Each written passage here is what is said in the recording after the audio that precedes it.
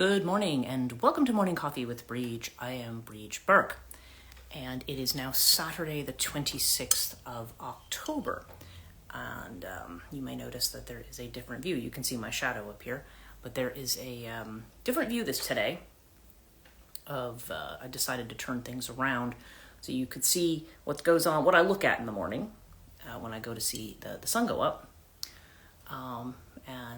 Yeah, usually we have a few people jumping on, but I think people are used to me coming on like 7:02, 7:03. This morning I was spot on time, and it's oh, Sam, hello, welcome, and good morning, afternoon, and I'm here. So I was saying I have my sunrise is out the back window behind me here. I decided to turn my little table around here. You're at the gym, okay, cool. Yeah, it's like I said, it's the 26th of October already, and it's really interesting because it's gorgeous. Yes, thank you. Yeah, this is why I would get up in the morning, and I was like, I don't want to have to rush off to, I used to have to be to work at 7 o'clock in the morning, and I mean, I guess I could have seen this driving into work, but I was like, I want to sit and enjoy looking at it. I don't want to, and again, it's even better in the winter time because I know there's a lot of people who are winter haters, but the nice thing about the winter is that it really, that you have the real deep reds and everything in the sunrise, and the colors just really, really deepen on a clear day. So it's really, I love it myself. Of course, now you have a shadow every time I take a sip of my coffee. So yeah, we are at month's end pretty much, or almost. We've got I guess 5 more days. Today is when voting starts, early voting in New Jersey. So I will be doing that. I'm making a point of doing that today.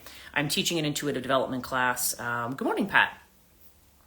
I'm teaching an intuitive development class in, this afternoon from 3 to 5. And this is the, in-person one. I'm watching the sunrise every morning. It's supposed to be healthy for you, is what Sam says here. Yeah. Oh, absolutely. Good morning, Suda.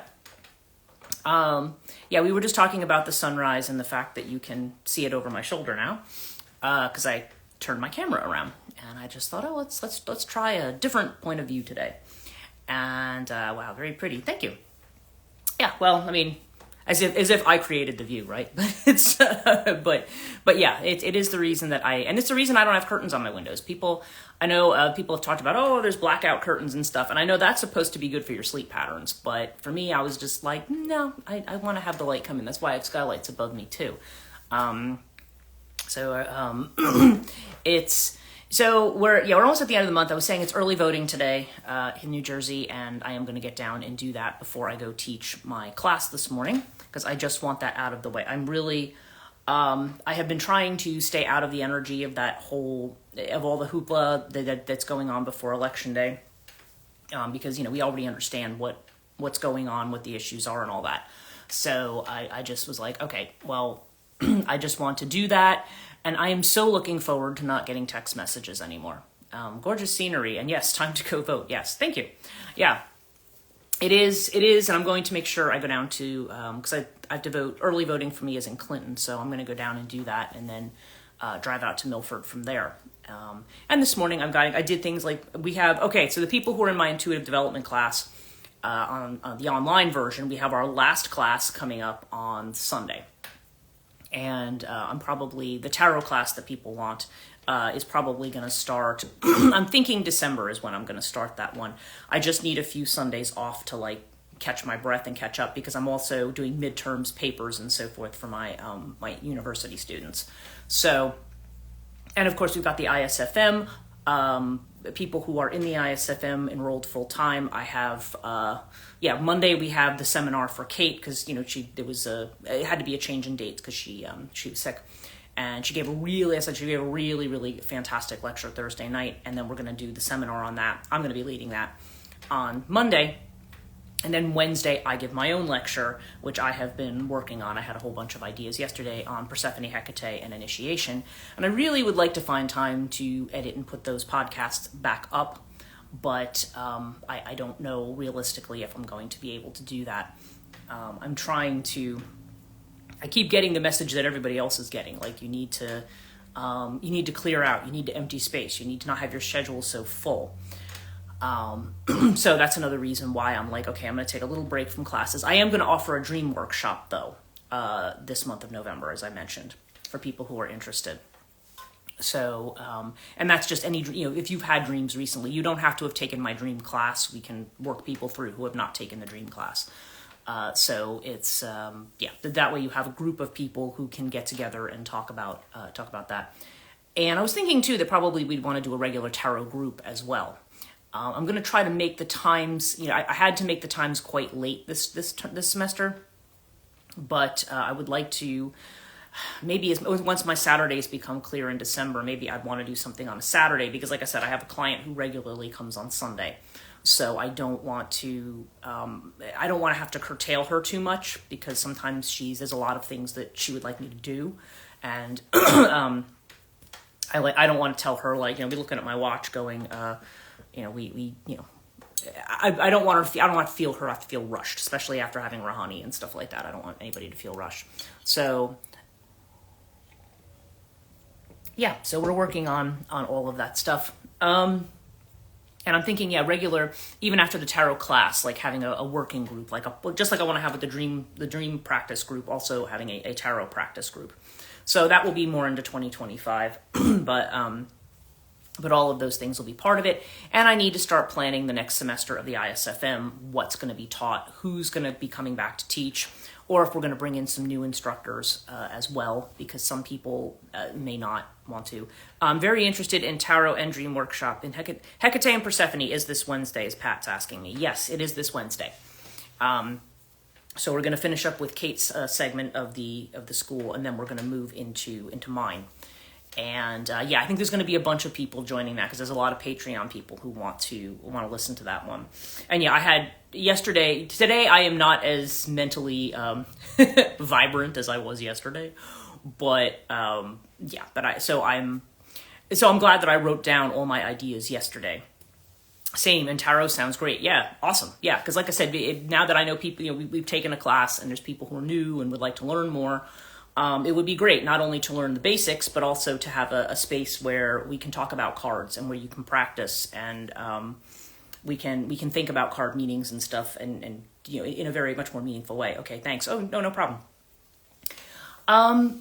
So there's going to be a lot of exciting stuff coming up, and I want to try to change times around, because I would like more things to be available to people in the UK. I'd like the ISFM to potentially be more available to people in the UK. So I might try to push some of those classes to like a Saturday for people rather than an evening. Because in the evenings too, evenings work, but they can be very tiring for people. And she's saying, yeah, and Sam's saying yes. Yeah, because I know you're interested, and I know some other people in the UK, and I have a lot of people on my Patreon also who are like, oh, if you were giving it at this time, it would be better. So I'm thinking about doing trying to move them to 2:00 on Saturday afternoons or something like that. We'll see how it goes, because then that's still early evening. In the UK, it's 7 p.m. It's not too late. Summertime is going to be ending. I think actually not this weekend, but next weekend, I think our clocks go back an hour here. And I think this weekend is when the UK goes back an hour, because I know that there's a time when we have it's only a 4-hour time difference between here and Britain. So I think that's coming up this weekend. Usually it happens in the UK about a week before us, and Sam says yes. So that's what I think will be happening there. And but we're going to sort through all of this stuff. Now, what I was going to talk about today, beyond that, is that I got up quite early this morning, because I went to bed quite early. I was very busy. I was doing a lot of stuff, and then I was just, I don't know, towards the end of the day, I don't know if I exactly ran out of steam, but I just decided it was time to quit. I had picked apples, and I was like, okay, it's about time I did something with those apples. And normally there's this thing I make called an apple braid. That's got, a lot of, it's very chunky in the apples and stuff, but I thought, it might be better, being I have these apples, to make something that is a little bit more, Well, the apples are textured a little bit differently. So I'm going to experiment with that and with all the spices, the nutmeg, the cinnamon, and the cloves and all that stuff. And I have some dough that I bought that's pre-made, which is kind of cheating, but I was like, I don't have time to sit here and roll and punch down dough. I just don't. I would love to. Maybe as we get towards the winter, that's more the kind of thing I like to do then, like bake bread and stuff, because it's nice, it's cold out, and it's just something that you can do for yourself, and I can do it here, and I don't do too much with Christmas anymore. I mean, I don't. It's a shame. I should get myself just like a little tree, maybe just like a little thing on a stand, because I made myself this great biblically accurate angel Christmas topper. Okay, it's great. It's basically like this whole mess of wings. I'd like to put like some different heads on it, but I can't find them. But they all has eyeballs all over it, and yeah, it looks kind of like a Book of Ezra style angel.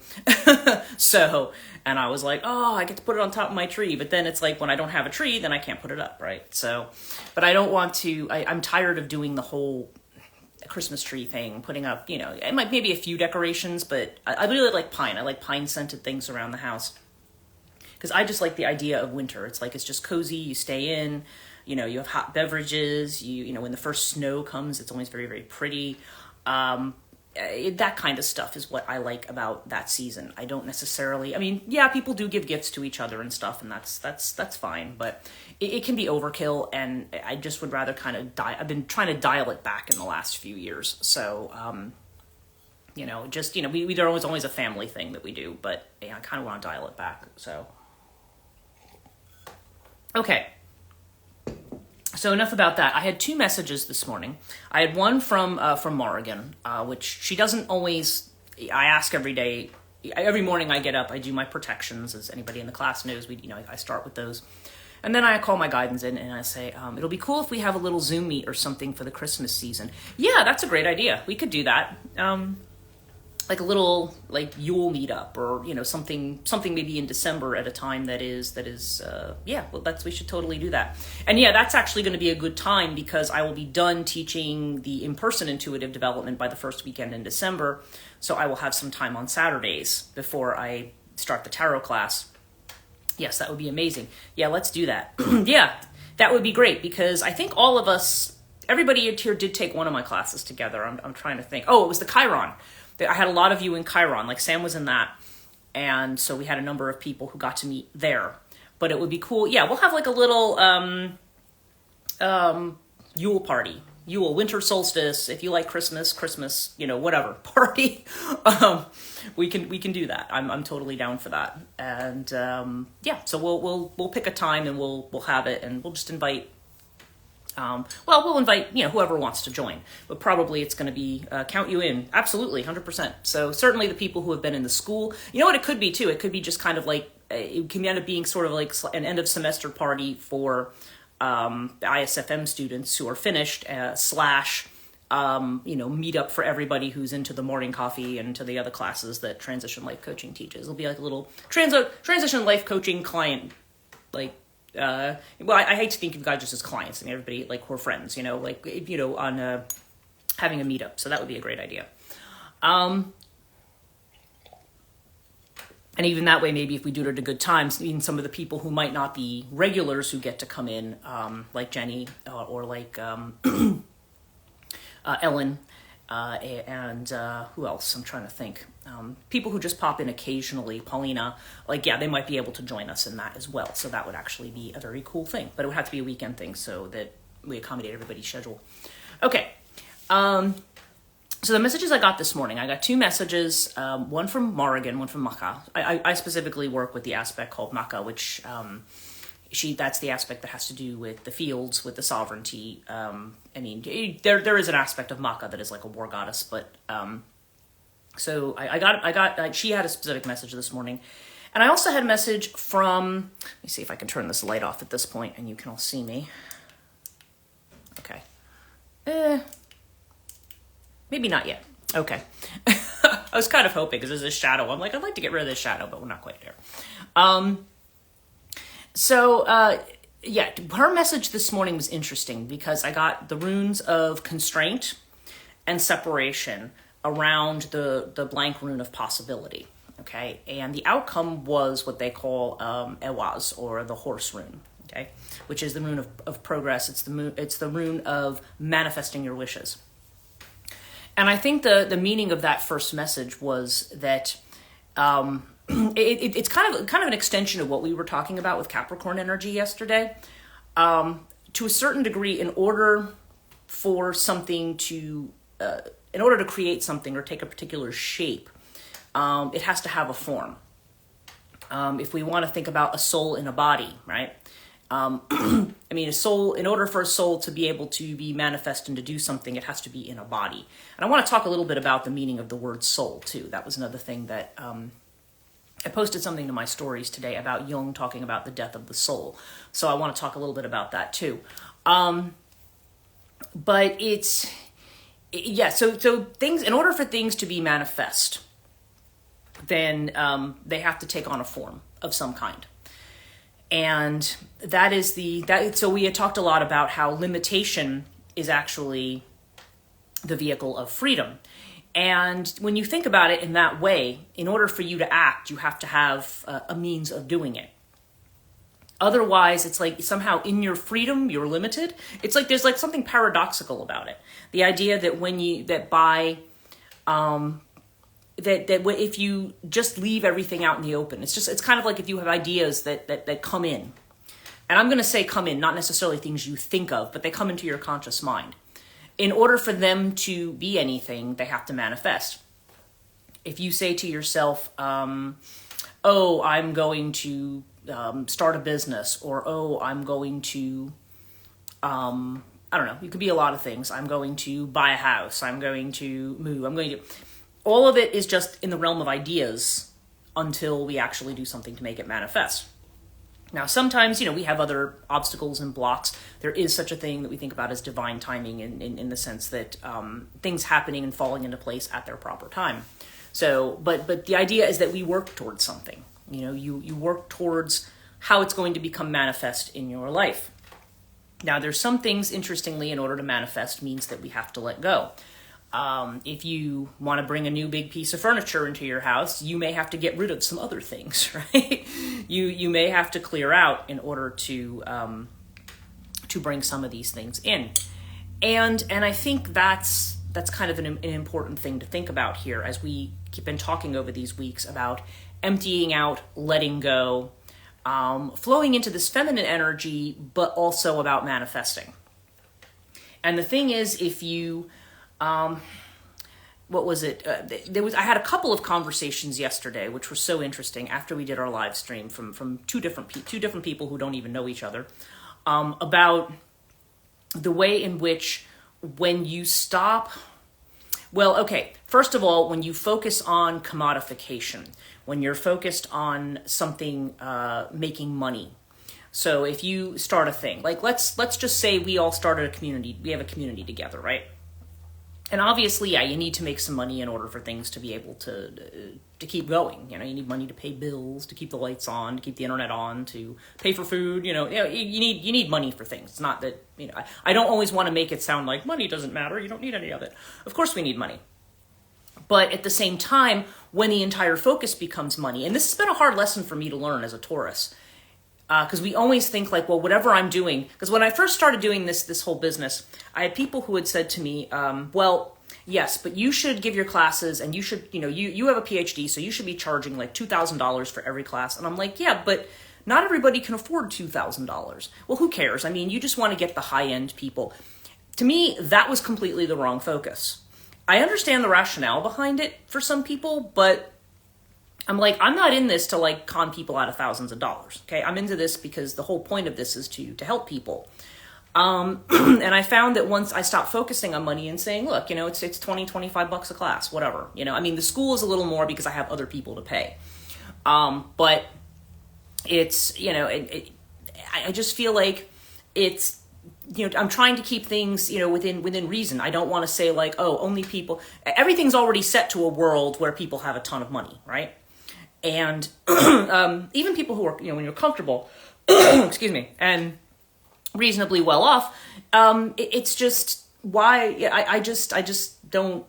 I've never been able to accept that. And I have people who will say to me, oh, well, you don't have an abundance mindset then. And I'm like, well, I don't know that that means I don't have an abundance mindset. I just don't think that, I think about myself too. Like, the old do unto others as you would have them do unto you. If somebody offers a class like that looks really freaking interesting, but it's going to be like $2,000, I'm going to be like, well, looks like a great class, but I can't take it. I mean, you can't, you want to do things that bring people in, not that are going to push people away, because everybody right now, I mean, inflation's everywhere. I mean, it's very, to make education accessible. Thank you. Oh, well, you're welcome. Yeah. I mean, this is it. I want, you build a community that way. And a friend of mine was talking about a group she belongs to, and I'm not going to say what the group is. They're an organization that does do a lot of stuff in New Jersey, that does vendor stuff. And they are about building a kind of a spiritual community. But what she was saying to me was, she says, I've noticed that things have changed. And somehow, and even the people who participate in it, because it's different things. There's different stuff that goes on. There's vendors, and there's different things that happen at this particular event. And a lot of them are ready to pull out because they're like, yeah, it doesn't feel the same. Oh, well, you're welcome. Like I said, it's just, I just found that that's a better model, because I think we are moving into a space where just trying to make a lot of money is not the answer. I mean, sure, would I love to have enough money that I can try? Yes, and I would love to get there. But I don't feel like I'm going to get there, because right out of the gate, it's like 3 years of nobody wanting to take anything because it's too much money, And I can appreciate that, because I'm often in that position. I'm like, I don't want to be denied the ability to learn something just because I don't have the cash, And it's... So in any case, with this, okay. So when you talk about these kinds of spiritual communities and spiritual ventures, obviously people have to make money, people have to be paid for their time, so on and so forth. At the same time, it should be about the community. When the focus becomes on, well, let's sell more tickets, let's do more of this, let's bring in people who are, influencers, let's do this, let's do that.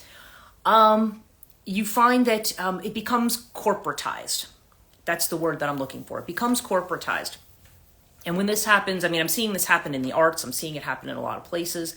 When the focus is all about, when you're trying to structure your life just around making a lot of money, then something gets lost there. Something gets lost there, and we really are privileged, aren't we? Yeah, it is what Pat's saying here. It's something where I think all of us get what we need, right? And all of us are, as I said, we're dealt different hands in life. And I have never been comfortable with the idea of, I'm only going to cater to people who, can afford to routinely drop $200 on a pair of shoes. Like, I don't.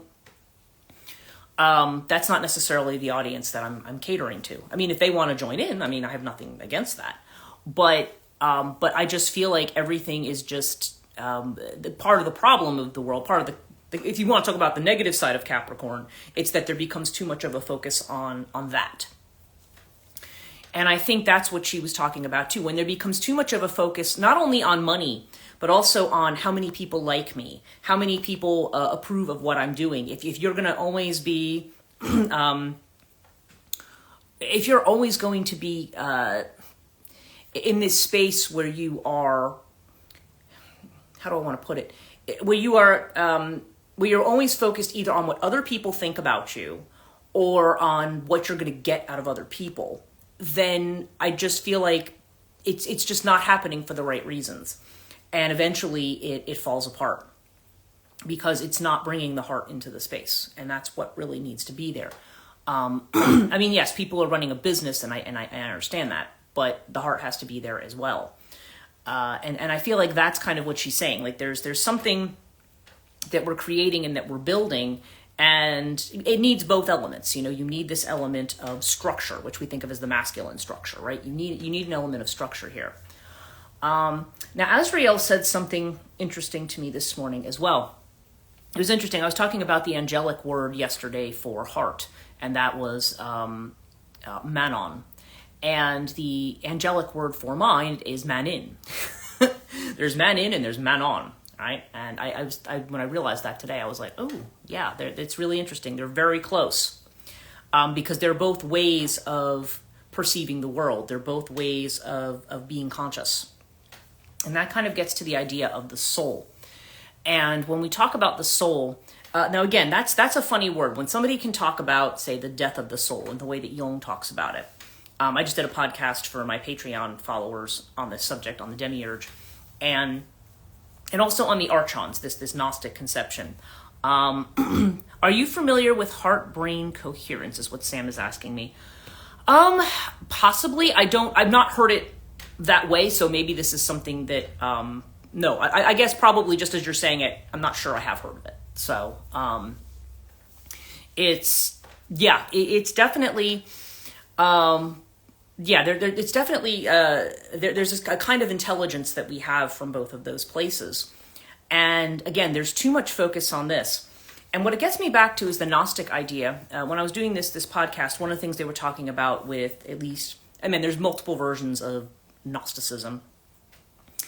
And, so when we say Gnostic, it's not just like one way of thought, but it is something that largely comes out of Greek philosophy. So in some ways, it still gets it wrong, in my opinion. If you have, okay, so the idea is that the planetary spheres, at that time there were 7, and now Azrael refers to the 9, okay, because we think of 9 planets. And so he's including Pluto as a planet, so take that, Neil deGrasse Tyson, but he includes Pluto as a planet. And there's other planets too.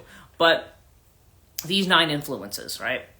And if we think about them as celestial influences on us, the way that it's conceived of is the demiurge creates this world and does it in a way that is blind. It sees only itself. It doesn't understand that it's part of a divine pairing. Okay, that seems to be a thing. So this is where we see that the feminine is discounted. But what the Platonic thinkers tend to do is instead they will say, like Plato famously always said in Greek, soma et sema. It's in one of his, I'm trying to think if that's in the Republic or not, but it might actually even be the Phaedo. I can't remember. I have it in my book. I've read so many different pieces from Plato, and some of them are quite similar. But soma et sema basically just means the body as a tomb.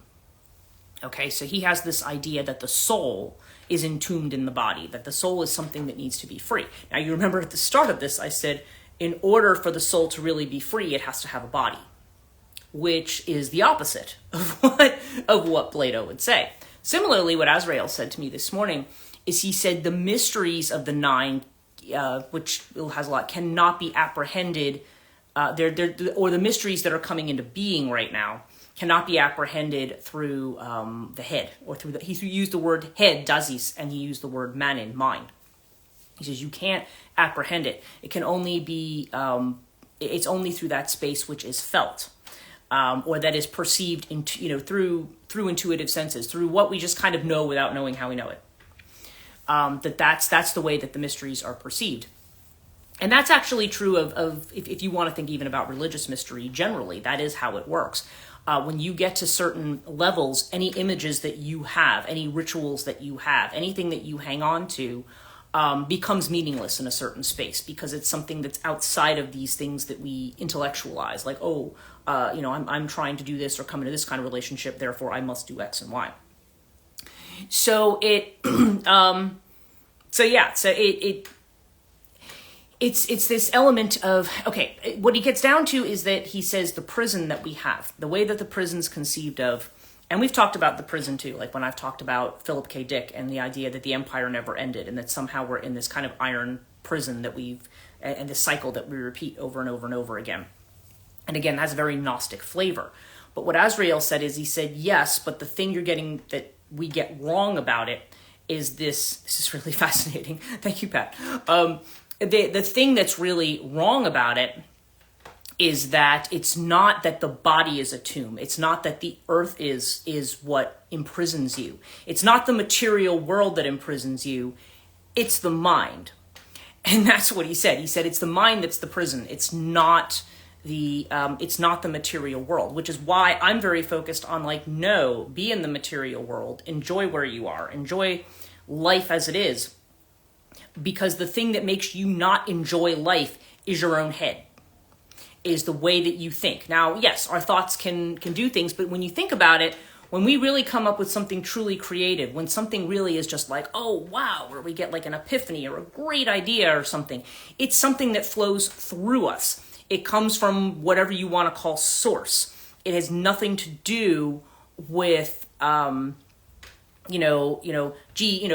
a clever, boy or girl am I, right? I mean, it's something, and that actually gets back to the ancient idea that you remember with if you know anything about ancient religion, one of the things that is the greatest, there's really no such thing as sin in ancient, like let's just look at ancient Greece, okay?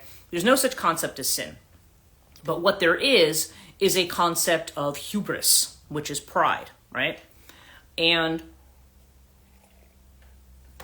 hubris, whenever you read the Greek myths, or even when you get into the Roman, when you get into Ovid's Metamorphoses and things, the cardinal sin, if you will, other than violations of xenia, which is hospitality, okay, is the idea that something needs to, is that you don't commit hubris. In other words, you don't make yourself better than the gods, okay? And what really we mean by that is that the gifts that you have, the things that inspire you, they're something that pass through you.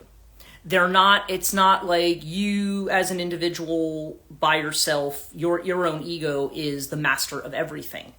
It's not that you don't need an ego either, because this is how we connect to the world. This is how we interact with the world. The podcast that's coming out Monday, which is going to be on the Storm Hags of the North, on Catonia's side of the house, kind of talks about that. You need the ego, you need an identity and so forth just to connect with the world. Otherwise, you're in that space of that's actually defined as like a schizoid kind of psychosis, where people have word salad and or they just can't communicate. They smear things on the walls, like they have no way of connecting. Okay, so this is how we connect. It's not that we don't need it, but we've decided that is the only arbiter of truth. That is the only arbiter of understanding the world around us. And it's not the only way. I mean, yes, you can learn fascinating things, and it's not that, you learn certain facts about things. We're not saying like science is wrong or anything like that. That's not what this is about. It's about the privileging of the mind. And I can't help but see a correlation with the Kabbalah tree is what Pat is saying here. There's definitely, and of course there's really 10 Sephirot, 11 if you count the Ot, right? But one of them is kind of unmanifest, and it manifests into these other, you go from Keter, and then you start to manifest into the, down to Malkut, down to the whole, down to the material world. But all of it is part of the sacred. And yeah, definitely the Kabbalists, I think, have that right, rather than the idea that the material world, because to me, the Gnostic view still says the material world is corrupt, still says this is a terrible place that we need to escape from. But supposedly the archons are there from the demiurge to keep us trapped here. That, that only gnosis, hence Gnosticism, is what will save you and let you get beyond it. But that's wrong. It's not all this head knowledge that's going to get people beyond it. It's being in touch with the soul. And now there's two different conceptions of soul. There's soul and then there's spirit. There's anima and there's pneuma, right? Pneuma is what we tend to associate with like the Holy Spirit, or with spirit that is beyond. These are two Latin words. And pneuma has a lot to do with breath. Anima has a lot more to do in its origin more with flight in a certain way. But anima is what we think of as the soul. And the soul is the thing that we are always told to compromise. If the soul is what is projected when we fall in love with somebody, for example, in Jungian thinking. So when you look at somebody and they are the beloved, that person, you're seeing your soul image in that person. Okay? But oftentimes, how do we fall in love? Well, it's often a very physical thing, right? You're physically attracted to the person. There's a chemistry there. You don't know the person yet. It's not about what's conscious, but there's a chemistry there, and you feel it. And that is because you are perceiving, as a mirror. They're acting as a lens for the soul. And that's why we often think of these people as our muse or our inspiration, right? Because the soul is your muse and inspiration, but a lot of times we are told that the soul kind of has to be in a box. And when you starve your soul, that's when it dies, in theory. I mean, in a certain sense, it doesn't die. It can be resurrected. And that's what I think we're trying to move towards here. Because when you're only entirely focused on quote-unquote spirit, you're dealing with something abstract that's not in the realm of the manifest. And that's what Morrigan was talking about this morning. In order for you to take that possibility, it has to be manifest. And that means being in the body, experiencing things, experiencing the world, allowing yourself to enjoy, not saying, oh, I can't enjoy those things because that makes me a bad person. Is that why we starve the body to feed the soul? I'm not sure, no, because I think actually when we starve the body, it's more like we're reaching for spirit. Because spirit is supposed to be something that is beyond the body, that is supposed to be detached. Soul and spirit are, and that's what James Hillman says. He says for example, with fasting. Yeah, no, exactly. When you do any kind of aesthetic practice that says, okay, I'm going to sleep on a hard bed and be in the woods and deny myself food and, the kind of things that the sannyasi do, right? They're striving to liberate themselves from matter, okay? This is more about, the soul is more about being here and being in matter. It's more tantric in the sense of being in the body is the way to liberation, not necessarily through aestheticism. And again, everybody's on a different path. Some people like the aesthetic path, or the aesthetic path is the one for them. But really, I think what we're talking about here is that we have disenfranchised the spirit so much. And when you starve the soul, you remember you're connected to everything else.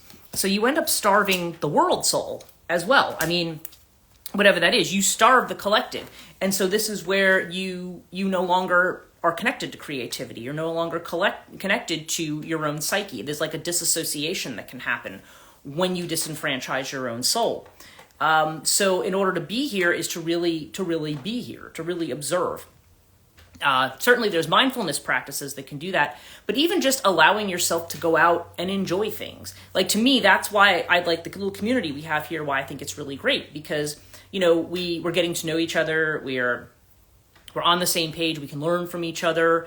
That's a kind of, feeding of the soul. You know what I mean? It's we might be doing it through talking about stuff, but there's a sharing that goes on there. When you go out and you share a meal or do something you really enjoy or have great sex with somebody or, whatever it is, whenever you have this kind of stuff, it's like that can really feed your soul.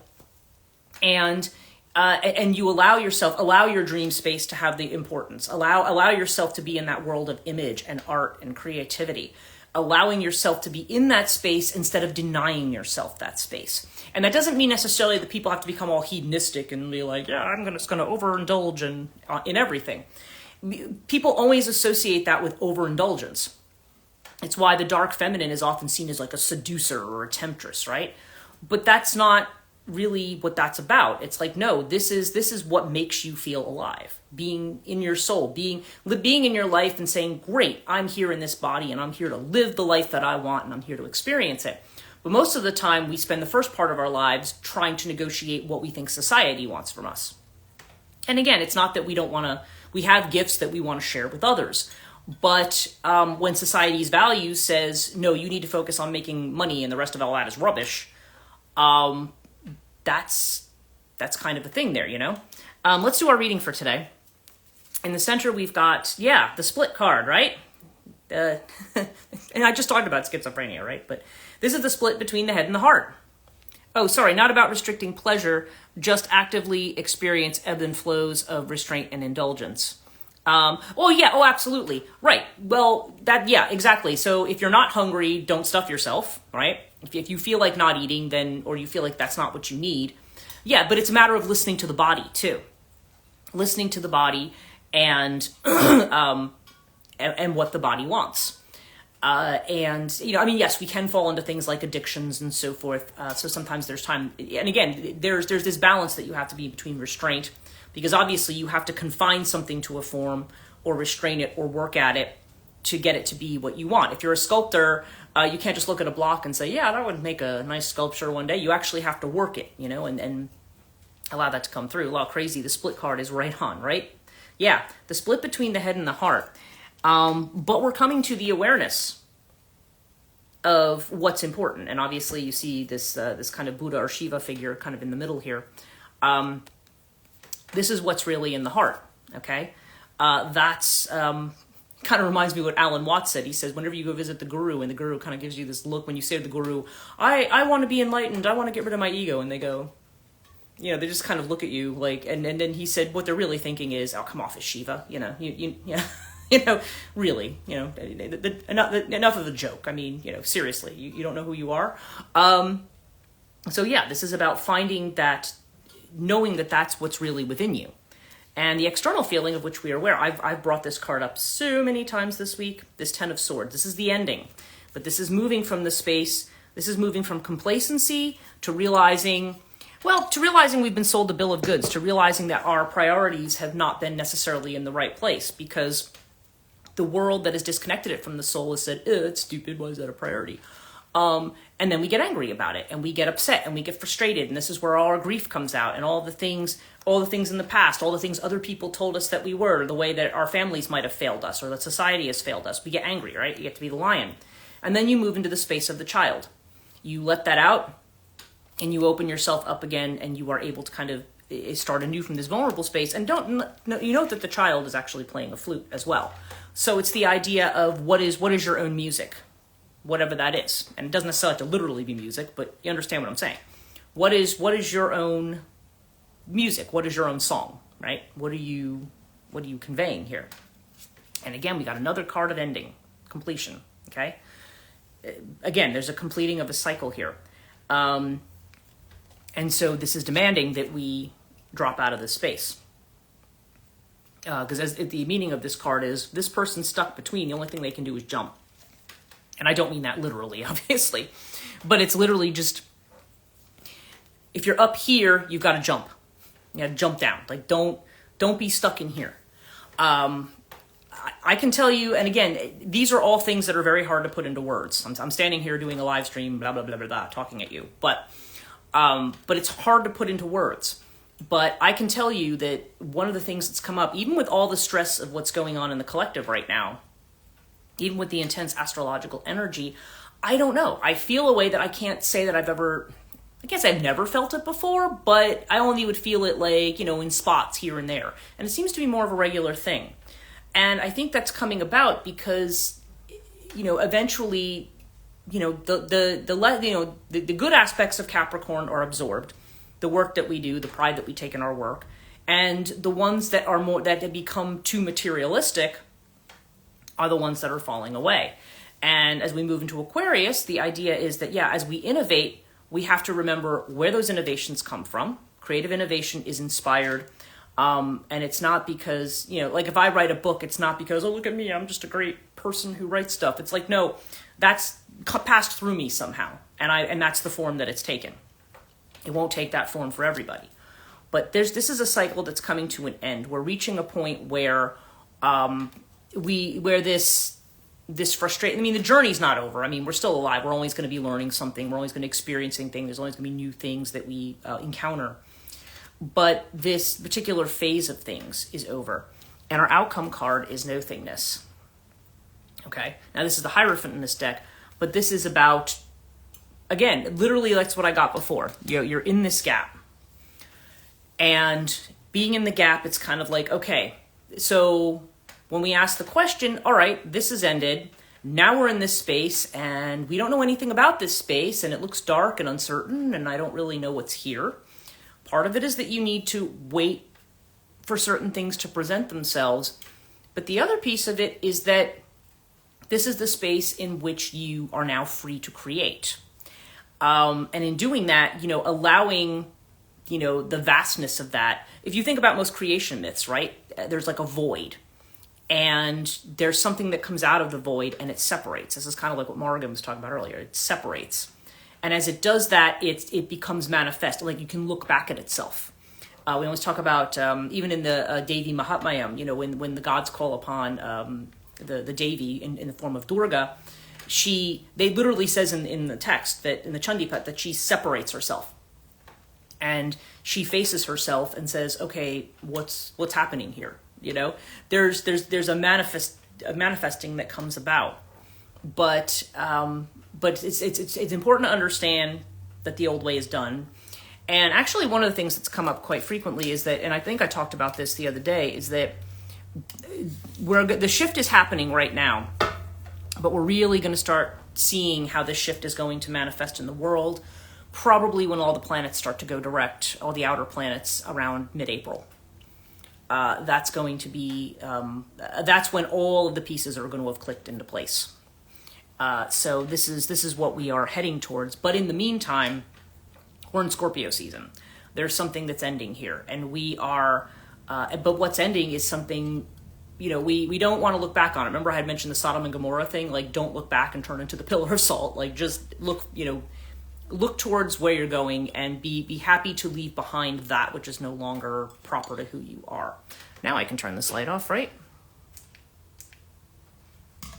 Yes, now you can see me and you don't have all that other crap.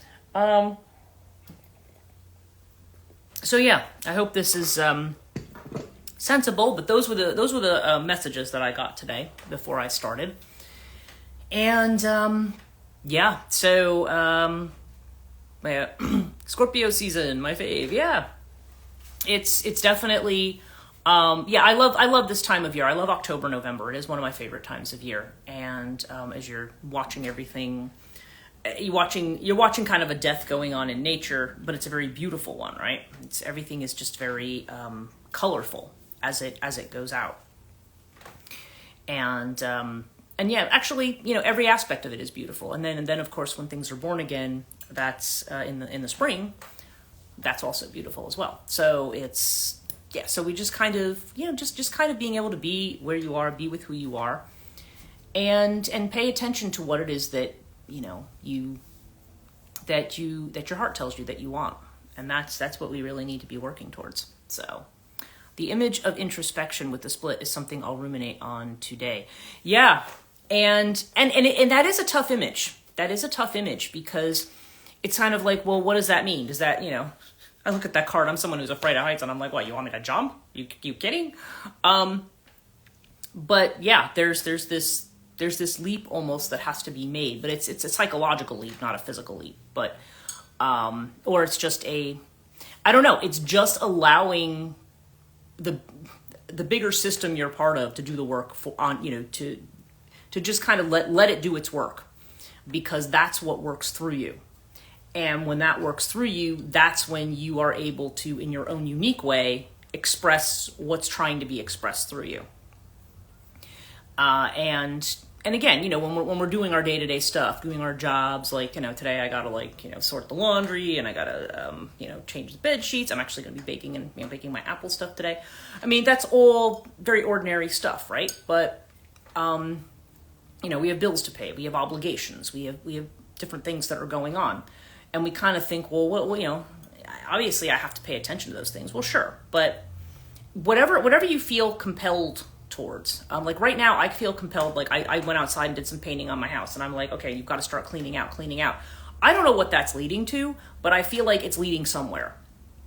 There's a reason that I need to clean up and clear out now.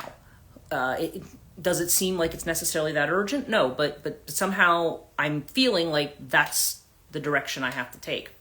And we often find that when we flow into those directions, then later on we go, oh, something will come up and we'll go, oh, this is why I'm doing this now. Like, but you may not know why, but you just know you're supposed to do it, right? So, you know, just be in the space you're in. You don't have to force yourself to be, you know, like in certain spaces that you're not. But if you just kind of just open it up and say, okay, you know what? Well, I'm just going to do what comes next, and then we'll see.